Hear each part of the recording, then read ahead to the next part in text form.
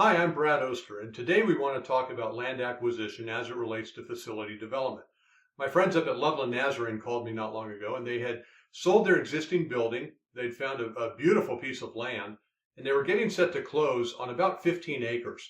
They had $800,000. The money was in escrow. They could pay cash for it. They were very excited, so they asked me to come up and take a look at the property.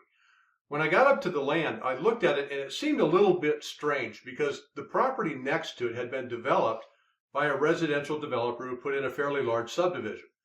But the line that joined the church's property, the property they're looking to buy, and the subdivision seemed really strange to me. It had a curve to it. And normally when you're laying out a residential subdivision, you don't do curves. It's not a very practical use of land.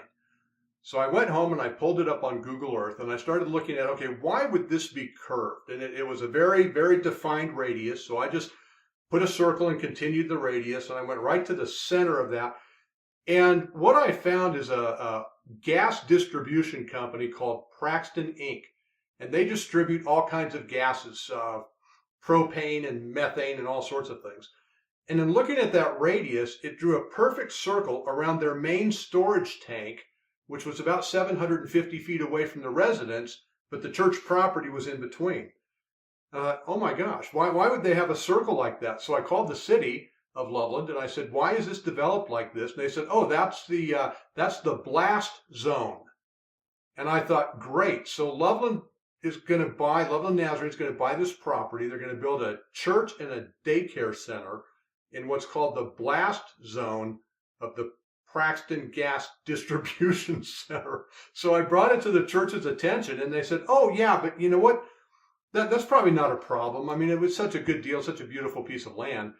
They were going to go ahead and do it anyway. And this is where most people, architects or whoever, would probably say, okay, the church wants to do it, let's go ahead and develop it.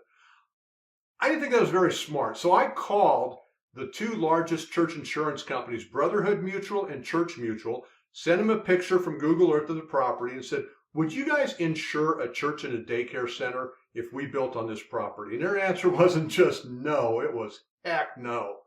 So I was able to go back to the church and say, we can't buy that property because even though the city's going to allow us to build there, we will never, never, never get insurance.